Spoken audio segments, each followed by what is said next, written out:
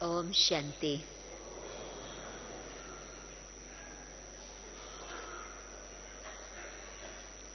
अभी बाबा ने हमें इतना प्यार से कहा है कि हम बाबा को गिफ्ट देवें। वैसे तो भक्ति में मन में ये संकल्प रहता कि जो कुछ भी हमारे पास है हम भगवान के हवाले कर देवें, और पता नहीं वो उसको स्वीकार करेंगे या नहीं। मन में भावना होती रही कि भगवान हमारा कुछ तो स्वीकार करे। और अभी इतनी प्रेम प्यार की भाषा में भगवान कहते हैं, बच्चे अब मैं आपके सामने हाजिर हूं और आप मुझे एक गिफ्ट दे दो। वो कौन सी गिफ्ट? कि आप अपने मन के ऊपर विजय प्राप्त कर लो। आप सोचियो कि बहुत वर्षों से बाबा ने ये हमें आज्ञा दी है कि व्यर्थ संकल्पों को समाप्त करो, परंतु अभी बाबा न सिर्फ आज्ञा दे रहे हैं परंतु साथ ही साथ खास अपना हाथ बढ़ा करके हमारे सामने कहते हैं, बच्चे ये हमें आपके द्वारा गिफ्ट चाहिए। तो देखा गया है कि जो वैसे काम मुश्किल लगता, प्रेम के वश प्यार के कारण वो काम हमारे लिए एक सहज हो जाता। बचपन से लेकर ये अपना अनुभव रहा होगा ना। नहीं तो कोई कहे कि सारी रात जागरण करना मुश्किल है, परंतु जब परिवार में बच्चा बीमार है तो उस समय ये नहीं कहेंगे कि ये मुश्किल है, उस समय ये एक स्वाभाविक बात हो जाती। तो प्यार में कोई भी बात हम मुश्किल शब्द नहीं कहेंगे, परंतु हम कहेंगे कि हाँ क्यों नहीं।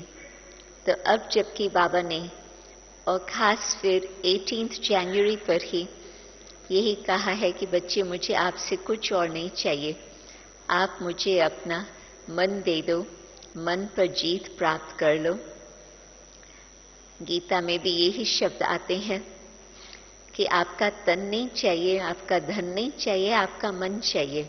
मन मना भव, क्योंकि भगवान जानते हैं कि मन दे दिया तो फिर तन और धन अपने आप ही उस तरफ आ ही जाएगा।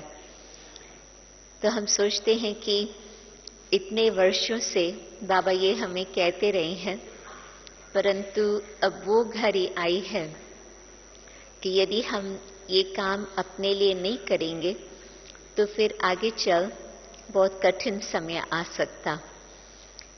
कठिन समय संसार के लिए तो आने वाला ही है, ये हम जानते हैं, परंतु हम खुद के लिए सोचें कि यदि हमारा मन दिल को शांत, स्पष्ट, साफ, शुद्ध होगा तो ऐसे समय पर भगवान की जो हमें टचिंग मिलनी चाहिए वो हमें सहज सहज टचिंग मिल सकेंगी, और हमें जो उस समय करना है हम कर लेंगे।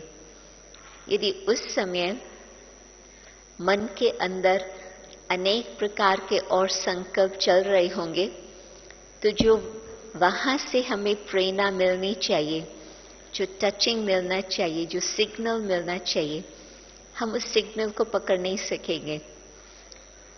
आपने देखा होगा कि जब बहुत तेज बारिश गिरती है तो जिस समय तूफानी बारिश आती है तो उस समय रास्ता आगे का क्लियर नजर नहीं आता।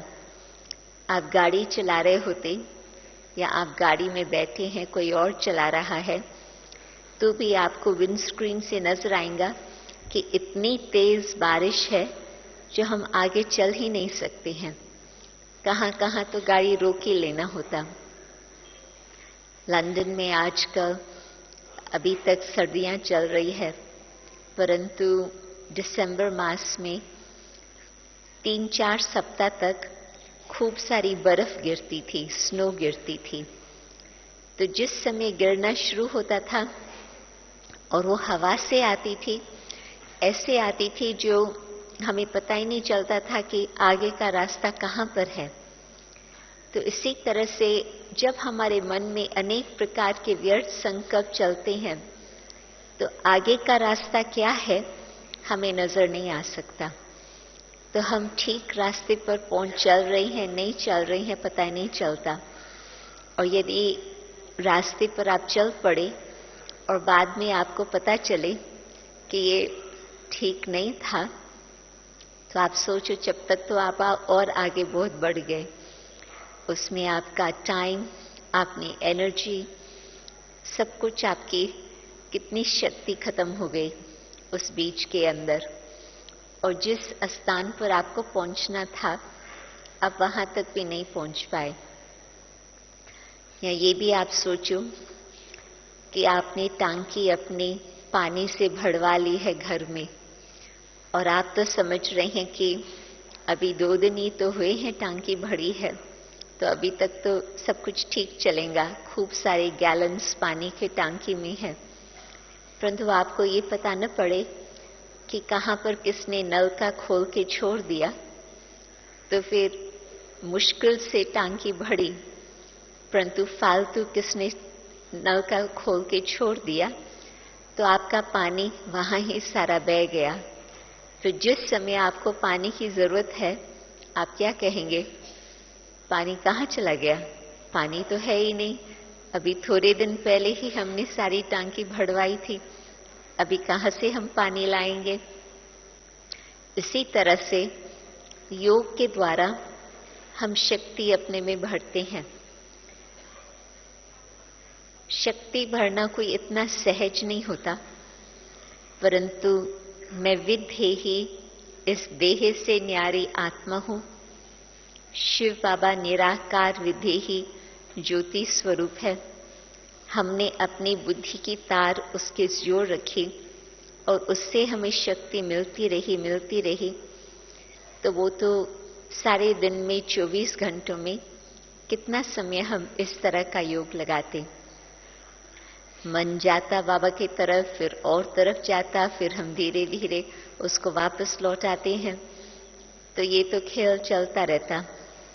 परंतु उस स्थिति में जिसमें बिल्कुल हमारे अंदर योग की शक्ति बढ़ती जाए, वो तो कुछ घड़ियां ही होती, थोड़ा समय ही हम कहेंगे होता। तो अपने में शक्ति भरना इतना सहज नहीं होता, ध्यान इतना रखना होता कि हम अपने में वो मन को इतना एकाग्र करके रखें, बुद्धि की तार बाबा के साथ ऐसे जोड़ के रखें जो कहाँ पर भी हिले नहीं, तो वो हमें वो शक्ति मिलती रहेंगी। परंतु जिस घड़ी कोई बात सामने आती और हमारा मन चलने लगता, और यदि हमने अपने मन को ट्रेनिंग नहीं दी होती, तो उस समय 5 मिनट 10 मिनट जितने मन के अंदर तूफान चलते हैं, तो उस समय हमारा कितना सब कुछ शक्ति बह जाती। धीरे धीरे धीरे योग से हमने अपने में शक्ति भरी, परंतु व्यर्थ संकल्प कोई धीरे धीरे नहीं चलते। किसको अनुभव है? व्यर्थ संकल्प कैसे चलते? बहुत फास्ट स्पीड से चलते। शुद्ध संकल्प फास्ट स्पीड से नहीं चलते। शुद्ध संकल्प शांति से एक एक संकल्प को रचना करके, उसकी पालना करके, उसको मजबूत करके और आगे बढ़ते। परंतु व्यर्थ संकल्प शुरू हुआ तो वो तो फास्ट ट्रेन के माफिक चलता जाएगा। तो शक्ति खर्च कर लेना, शक्ति बह जाना व्यर्थ संकल्प द्वारा, उसमें टाइम नहीं लगता। 5-10 मिनट के अंदर ही ऐसे तूफान आता जो हमारी सारी एनर्जी चली जाती, और जमा करने में के लिए फिर हमको बहुत मेहनत करनी होती। तो आप सोचो कि अभी प्रेजेंट सिचुएशन को अच्छी तरह से समझ करके ठीक प्रकार से कर्म करना, आगे के लिए हम बाबा का सिग्नल पकड़ के ठीक राह पर चलें और हम अपने में इतनी शक्ति भरें जो सदा बाबा के द्वारा हमारी सेफ्टी होती रहे, रक्षा होती रहे। ये सब बातों के लिए हमें अपने मन के ऊपर जीत जरूर प्राप्त करनी होगी। बाबा हमें रास्ता दिखा रहे हैं और बाबा साथ साथ समझाने भी देते हैं और फिर प्यार से हाथ पकड़ के हमें चला भी रहे हैं। परंतु चलना हमारा काम, बाबा की सब बातें जो सुनी हुई है उसको जीवन में प्रैक्टिस करना वो हमारी जिम्मेवारी। जिस तरह से कहते हैं न कि आप घोड़े को पानी तक ले जा सकते, परंतु आप घोड़े को पानी पिला नहीं सकते। उसको पानी तक वहां तक लेके गए, परंतु फिर उसको खुद ही पानी पीना होगा। आप जबरदस्ती तो उसको पानी पिला नहीं सकते। तो बाबा ने भी हमें सब प्रकार की बातें बता दी, बाकी अभी करना वो हमारे ऊपर, कोई और वो हमारे लिए कर नहीं सकेंगे, हमें ही करना होगा। तो अब व्यर्थ संकल्प को समाप्त करने के लिए आप देखेंगे कि जो बाबा ने हमें 2 बातें बताई है, इन 2 बातों के आधार पर ही हम इस स्थिति को सहज प्राप्त कर सकते। एक तो बाबा ने ये बताया है कि हे आत्मा, तुम ही अपने मन का मालिक हो, तुम ही संकल्पों के रचयिता हो। पहले जब हम भक्ति में सोचते थे कि मन अलग आत्मा अलग, उसमें तो मन का मालिक कौन, जबकि मन है ही अलग वस्तु, आत्मा भी अलग वस्तु है। तो ये पता ही नहीं चलता कि मन के संकल्पों को किस तरह से हम कंट्रोल कर सकते। परंतु जब से बाबा ने ये बात बताई कि आत्मा के अंदर ही मन, बुद्धि, संस्कार है, जैसे ही इस बात की पहचान होती, पहले तो बुद्धि द्वारा, हम विवेक द्वारा इस बात को समझ करके हम जज करते हैं कि क्या ये बात हमें ठीक लगती है। कई बारी बाबा कहते हैं, बच्चे जज फॉर योरसेल्फ, अपने आप ही खुद आप निर्णय करो, what is right, what is wrong. जो बाबा कह रहे हैं वो सत्य है, या जो पहले ये बातें वहां की यहाँ की सुनी हुई है वो सत्य है। तो बाबा ने कहा कि हे बच्चे, तुम मन के मालिक हो, तो क्या ये बात हमें जचती है? तो बिल्कुल एक छोटा सा एक्सपेरिमेंट करके देखते हैं और अपने से पूछते हैं कि संकल्प हमारे कहाँ से आ रहे हैं? बाहर से आ रहे हैं संकल्प? जब हम शांति में बैठते हैं और खुद के मन को देखते हैं, आत्मा खुद अंदर अपने संसार को देखती है कि मेरे अंदर के संसार में क्या क्या चल रहा, तो हमें बिल्कुल ये स्पष्ट पता चलता कि बाहर से संकल्प नहीं आ रहे हैं, अपने अंदर से ही संकल्प आ रहे हैं। तो आत्मा को ये विश्वास रहता कि हाँ, मैं ही अपने मन का मालिक हूं, अथवा मैं ही अपने संकल्पों को रचने वाली रचयिता हूं, मेरे अंदर वो शक्ति है।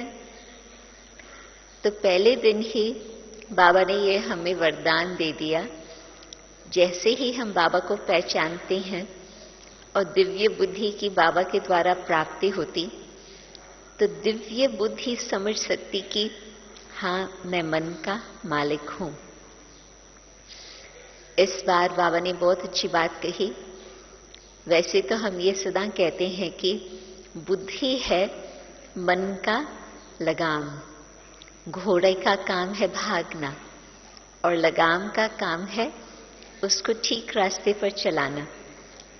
परंतु इस बार बाबा ने कहा, न सिर्फ बुद्धि आपके हाथ में हो, बाबा ने उससे और ऊंची बात बताई। बाबा ने कहा कि शक्तियां हैं, बुद्धि में जो बाबा ने शक्तियां हमारी दी है बुद्धि के अंदर, वो है मन का लगाम। मन को ठीक रास्ते पर चलाने वाली है शक्तियां। तो जब हम बाबा की कहानी को सुनते हैं तो एक बहुत इंटरेस्टिंग बात नजर आती कि बाबा ने जिस समय, आजकल तो शायद आप लोगों को वो चांस न मिला हो, परंतु बाबा ने 1932 में एक डायरी बनाई थी। बाबा की खोज तो बहुत समय से चली थी, ये तो आप जानते हैं कितना समय बाबा एक गुरु करके दूसरा गुरु करके किस प्रकार से खोज करते ही रहे। परंतु 1932 की बाबा की डायरी है, जिसमें सिंधी भाषा में बाबा जैसे कि अपने मन के अंदर क्या क्या चल रहा है, बाबा किस प्रकार से अपने आप का पुरुषार्थ कर रहा है, वो डायरी में हमें पता चलता। तो बाबा अपने आप से बातें कर रहा है और अपने आप को बता रहा है कि हे मन, तुम्हें किस रास्ते पर चलना है। आत्मा अपने जो अंदर की शक्तियां हैं उसका जैसे कि कोट लगा रही है। वो उस समय जैसे कि एक एक जो मंत्री है, उस कोट के अंदर एक एक मंत्री से बाबा बात कर रहा है। मन क्या कर रहा है, संस्कार क्या कर रहे हैं। तो आप सोचो कि बाबा का ज्ञान से पहले ही शिव बाबा की टचिंग होंगी, जो बाबा इन बातों पर विचार कर रहे थे और इस प्रकार से बाबा अभ्यास कर रहे थे।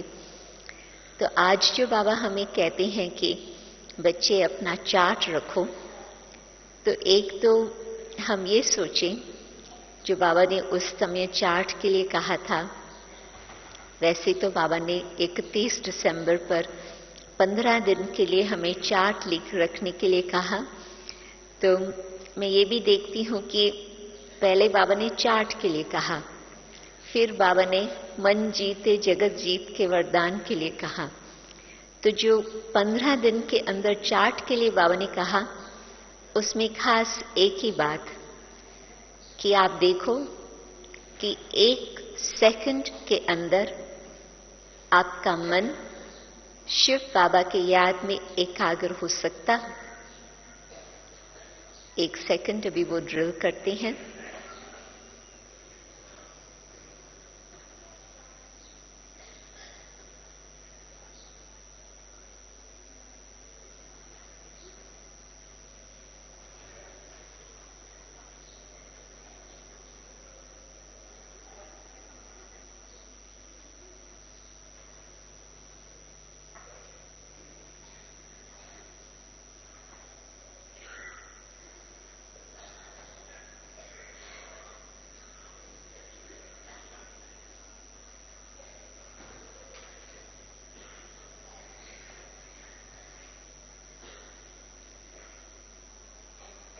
यदि हम इस प्रकार से बीच बीच में फुल स्टॉप लगाने का अभ्यास करते रहें, तो आप सोचिए कितनी सुंदर प्राप्ति हो जाए। किस तरह से अपने अंदर जो ब्रेक लगाना होता, वो हमारी ब्रेक मजबूत हो जाती। थोड़े दिन पहले दादी गुलजार के साथ हम लोगों की बातचीत चल रही थी। छोटा सा ही संगठन था, तो उसमें दादी ने हम लोगों से पूछा कि कौन समझता है कि हमने इस प्रकार से अभ्यास किया है जो मन को हम जीत सकें। तो किसी ने दादी को कहा कि दादी, जिस समय हम ड्रिल करते हैं, तो ड्रिल में मैंने इस बात का देखा है कि कोई भी बात सामने आती है तो जो देवता स्वरूप है, मैं उस घड़ी ये सोचता हूं कि देवताएं किस तरह से विचार करते हैं, देवताएं किस तरह से चलन चलते, और यदि मैं उस घड़ी कोई भी सिचुएशन में इस तरह से सोचने लगता हूं, तो फिर उस समय मेरे संकल्प बड़े श्रेष्ठ होते और उस घड़ी उस समस्या को मैं उस श्रेष्ठ संकल्प के आधार पर अपने व्यवहार को बदल सकता हूं, क्योंकि वो याद आता कि देवता स्वरूप में किस प्रकार से सोचना है, किस प्रकार से करना है। तो एक तरफ तो बहुत ही उसने सुंदर उत्तर दिया, तो दादी ने उस पर बहुत अच्छी तरह से समझाया। दादी ने कहा कि ये तो आपकी बात ठीक है, आपने कोई और व्यर्थ संकल्प न चले या किसी और तरफ मन चला न जाए, उस अनुसार फिर आपने उसको बहुत ऊंचा उठा लिया। तो इस ड्रिल से तो आपको ये बहुत अच्छी प्राप्ति हो गई, परंतु तो भी आप सोचो कि उस समय भी आपका संकल्प चल रहा है। ऐसे नहीं कि आपने उस समय अपने संकल्पों को स्टॉप करके कंट्रोल कर लिया हो, तो फिर भी हम कहेंगे कि आपका संकल्प चल रहा। और जो बाबा अभी चाहते हैं कि बिल्कुल फुल स्टॉप लग जाए, वो फर्क है। और बाबा क्यों चाहते हैं कि बिल्कुल फुल स्टॉप लग जाए? उसका कारण कि यदि फुल स्टॉप लग गया तो उसमें बाबा के साथ जो आपका संबंध होगा वो तार जुट जाएंगी, और जो बाबा चाहता है उस घड़ी बाबा जो चाहता है आप वो कर सकेंगे।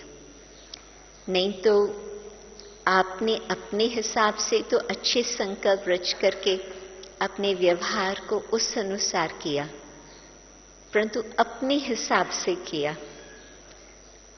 बाबा क्या चाहता है आपको उस घड़ी पता नहीं चला। तो मैंने सोचा कि हम सोचते हैं कि जो हम पुरुषार्थ करते हैं वो हम बहुत अच्छा पुरुषार्थ करते हैं, और है भी ठीक, बाबा का ही दिया हुआ ये ड्रिल है। परंतु जिस लेवल से बाबा हमें और ऊंचा और ऊंचा और ऊंचा उठाने चाहता, वो स्थिति कुछ और है। तो ये बहुत इंटरेस्टिंग बात दादी ने कही कि बिल्कुल आप अपने मन को स्टॉप करके इस अभ्यास से, जो बाबा ने ड्रिल आजकल ये ड्रिल बताई है, कि बिल्कुल फुल स्टॉप लगा करके फिर बाबा जो चाहता है आपको पता चलेगा और आप वो कर पाएंगे। और ये भी मैंने देखा है कि एक तो अपने मन का मालिक हम है, संकल्प रचने वाली शक्ति आत्मा है। इस बात के आधार से हम मन को जीत सकते। दूसरा, हर बात में प्रैक्टिस चाहिए। जब तक कि किसी भी बात की जानकारी सिर्फ थियोरी में है, आप वो कर नहीं पाएंगे। मैं समझती कई बातें हैं जो बहनें थियोरी में जानती है, परंतु प्रैक्टिकल किया नहीं होता। मानो कि आपकी गाड़ी कहाँ रुक जाती और आपको थियोरी में मालूम है कि टायर को चेंज कैसे किया जाता, परंतु जब तक आपने किया नहीं है तब तक आप ये विश्वास से नहीं कह सकेंगे कि हाँ कोई अंधेरे का रास्ता है और हाँ हमारी गाड़ी रुक गई है, टायर को पंक्चर हो गया है। आप ये विश्वास से नहीं कह सकेंगे कि हाँ हम उस टायर को चेंज कर सकते। एक बारी दो बारी किया होगा तो आप बड़े विश्वास से कहेंगे हाँ हम कहाँ पर भी होंगे हम कर सकेंगे। और फिर भाइयों के लिए भी मैं कहेंगी कुछ ऐसे ऐसे काम होंगे जो आपने देखा हुआ है कई बार, परंतु जब तक आपने किया नहीं है तब तक आप भी नहीं विश्वास से कह सकेंगे कि हाँ हम कर सकते। आपने कितने बार देखा होगा बहनों को रोटी बेलते हुए गिनती कर सकती हैं कितनी बार देखा है? और आपको हाथ में बेलन दे देवे और कहे कि अभी आप रोटी बनाओ, तो आपकी रोटी शायद गोल होने के बजाय इंडिया का नक्शा के रूप में शायद रोटी आ जाएंगे।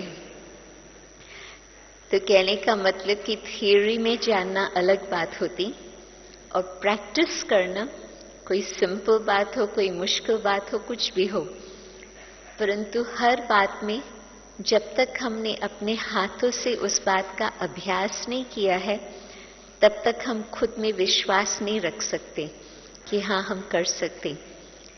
तो अपने मन को भी, संकल्पों को स्टॉप करना, पहले थियोरी की जानकारी चाहिए, हाँ मैं आत्मा रचिता हूं, परंतु सेकंड फिर उस बात का अभ्यास चाहिए। और तीसरी भी बात मैंने देखी है, खास करके जब व्यर्थ संकल्पों की बात आती है, तो उसमें तीसरी बात एक बहुत आवश्यक है, वो है निश्चय। निश्चय के आधार से हम अपने व्यर्थ संकल्पों को फुल स्टॉप लगा सकते हैं।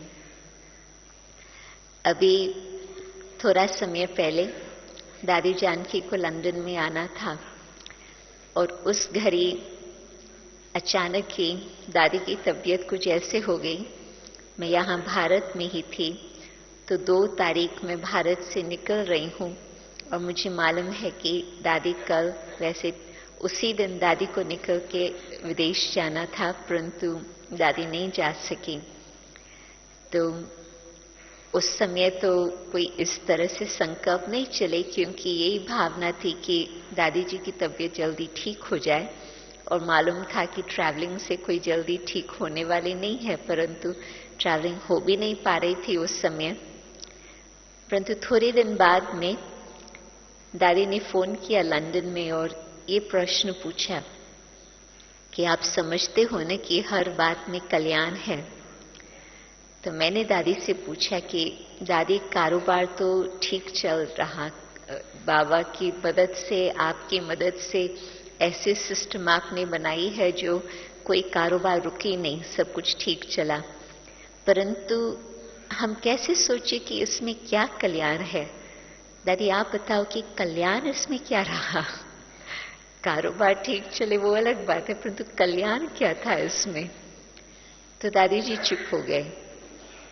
फिर 3 दिन के बाद ही मुझे दूसरे देश में जाना हुआ और दादी भी उस बीच में, बाबा की मदद कहो, जादू कहो, कुछ भी कहो, बाबा ने दादी को ठीक कर लिया और दादी उस देश में पहुंच गई। और वहां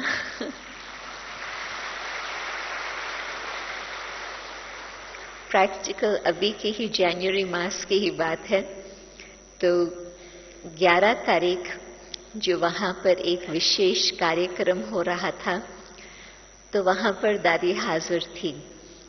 2 तारीख में दादी को छोड़ के गई हूँ भारत में, दादी को बहुत दर्द था, और फिर 11 तारीख 10 तारीख तक दादी वहां पहुंच गई थी। और मैं भी फिर वहां पहुंची तो मैंने देखा कि बहुत ही विशेष सुंदर कार्य वहां था। तो यदि पहले के प्रोग्राम अनुसार दादी चलती थी तो दादी 11 तारीख नहीं पहुंचने वाली थी वहां, दादी का लंदन में प्रोग्राम था 11 तारीख, दादी 12 तारीख पहुंचने वाली थी वहां। परंतु दादी का उस समय वहां हाजिर होना बहुत ही आवश्यक था, बहुत ही सुंदर कार्य रहा, और दादी से नहीं तो ड्रामा अनुसार मिस होता था।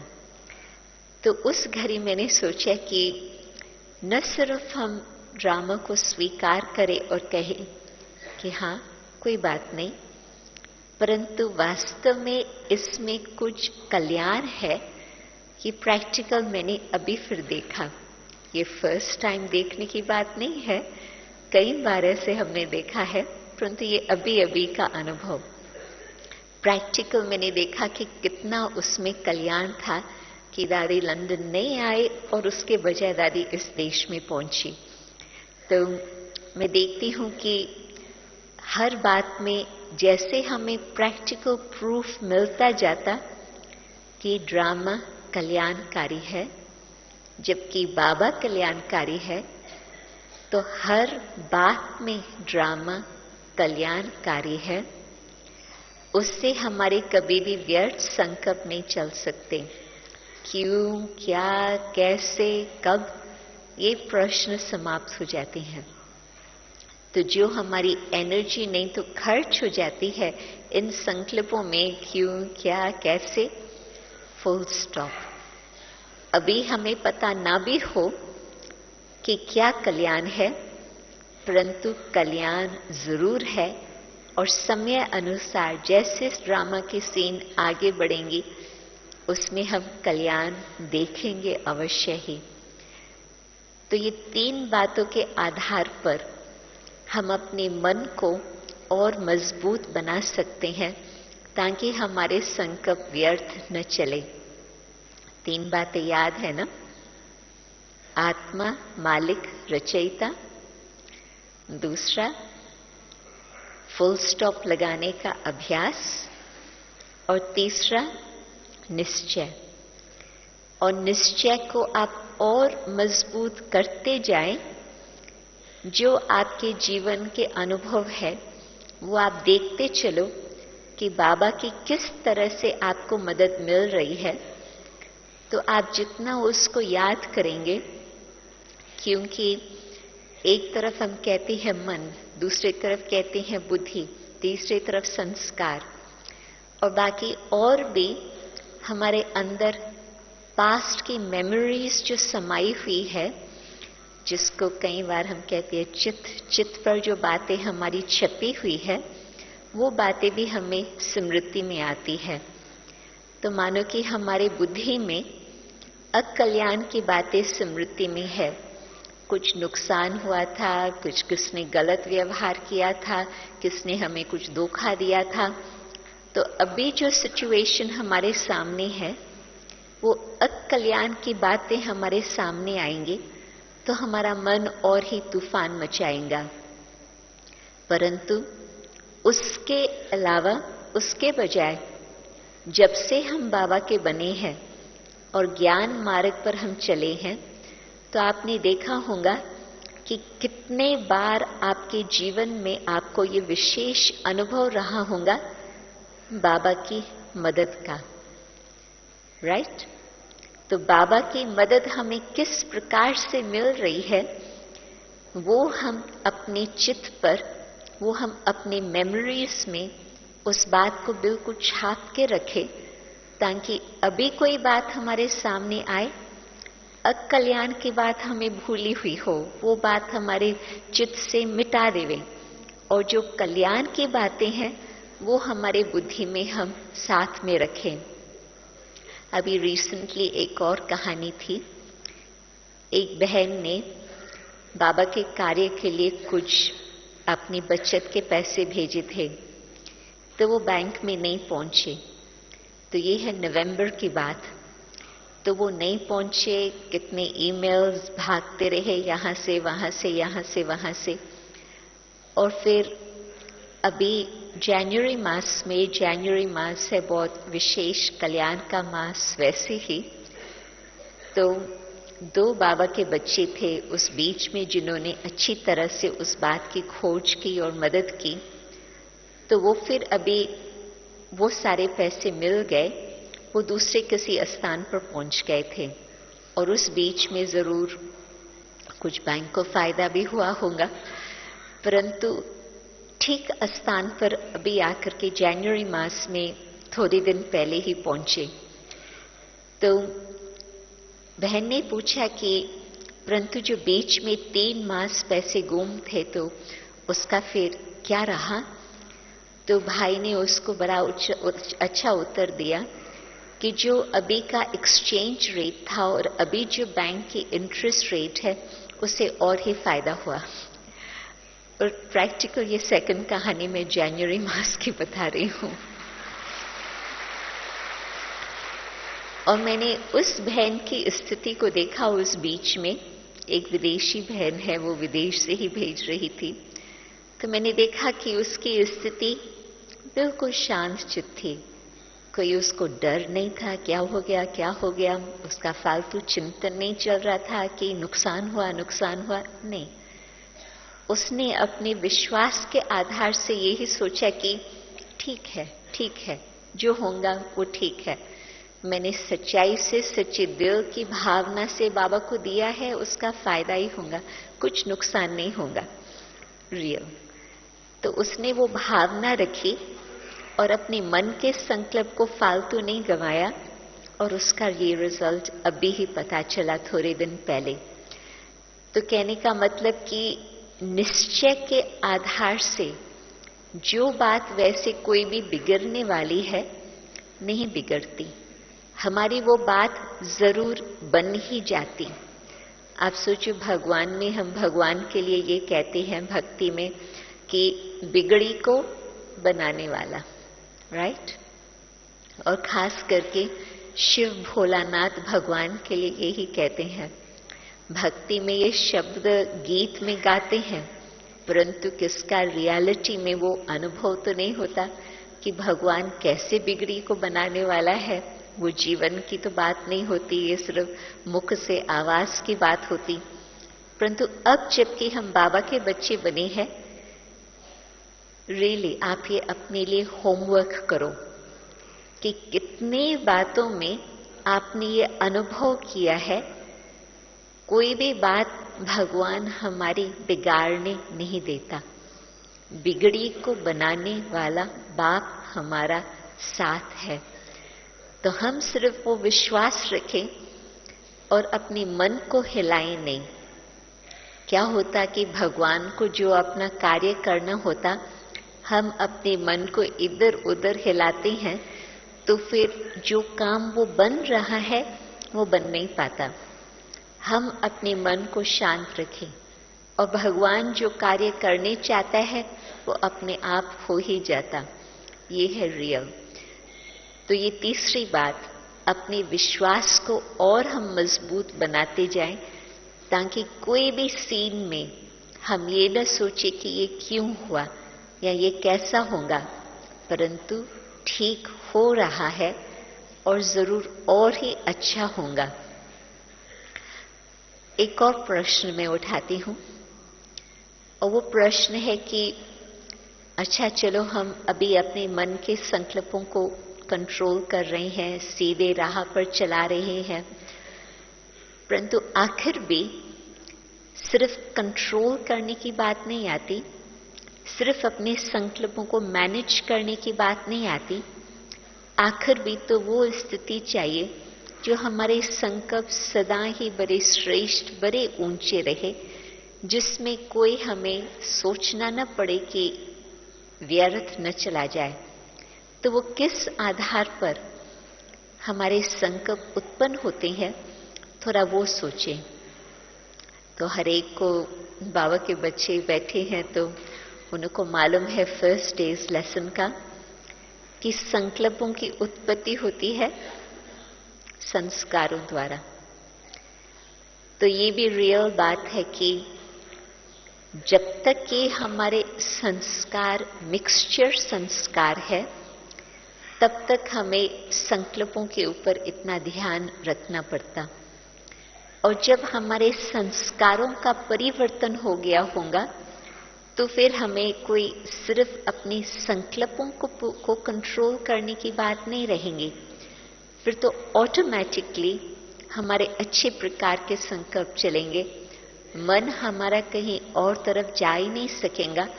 जबकि अपने जो अंदर बीज है वो श्रेष्ठ है, शुद्ध है, तो फिर उसकी जो उत्पत्ति होंगी संकल्पों की, वो भी ऐसी ही श्रेष्ठ उत्पत्ति होंगी, कोई और बात आ ही नहीं सकती।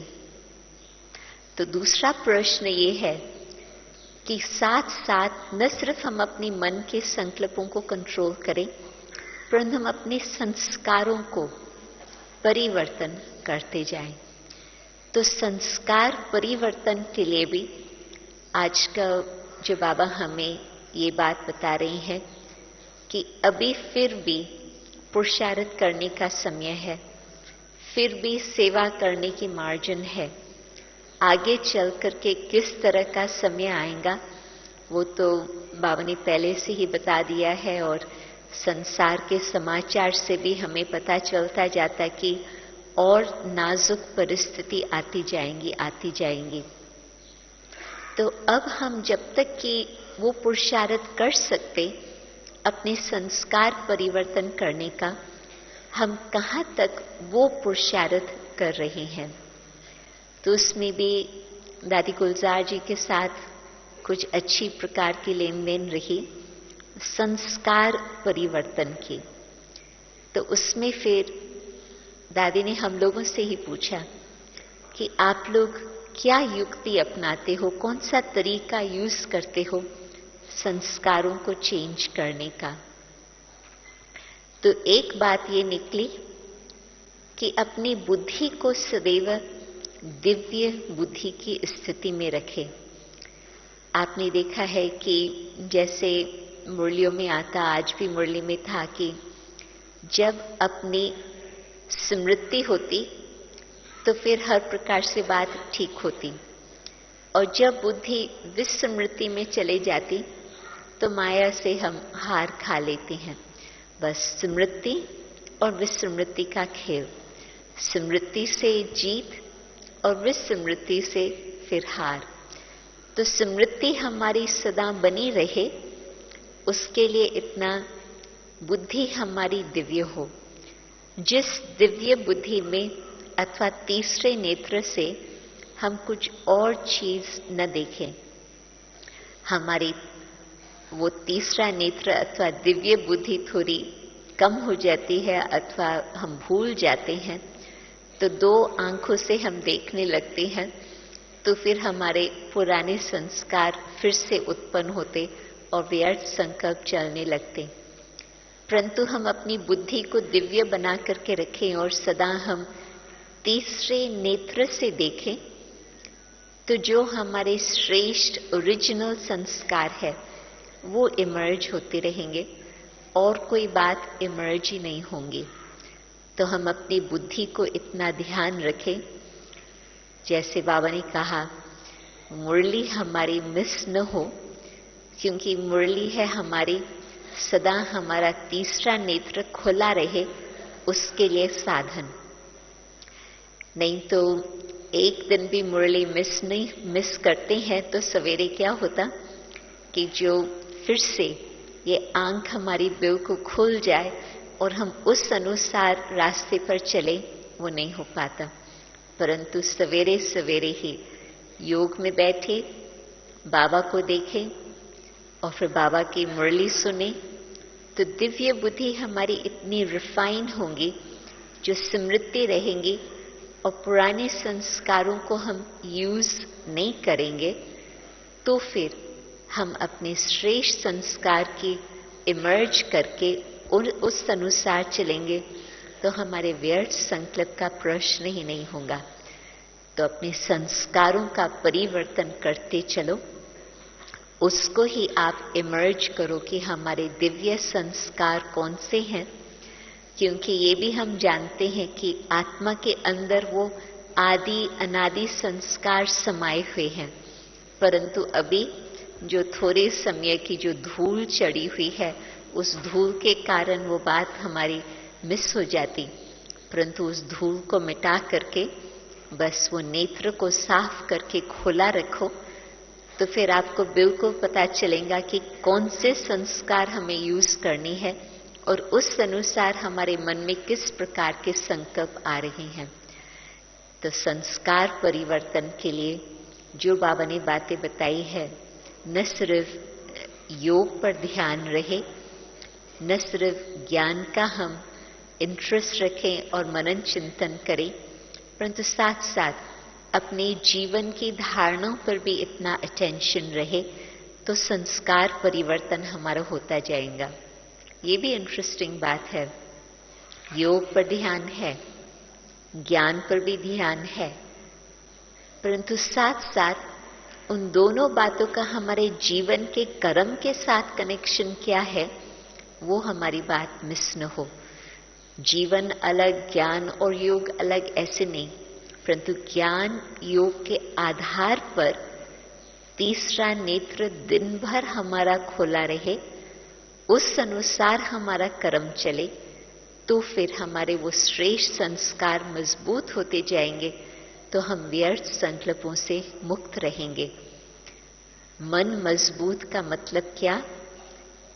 कि मन हमारा ऐसे डिसिप्लिन में रहे कि जैसे बाबा ने कहा है कि आप अपना हाथ चलाने चाहते हो तो हाथ चला सकते, हाथ को आप ऑर्डर करो कि नहीं चलना है तो हाथ रुक जाएगा।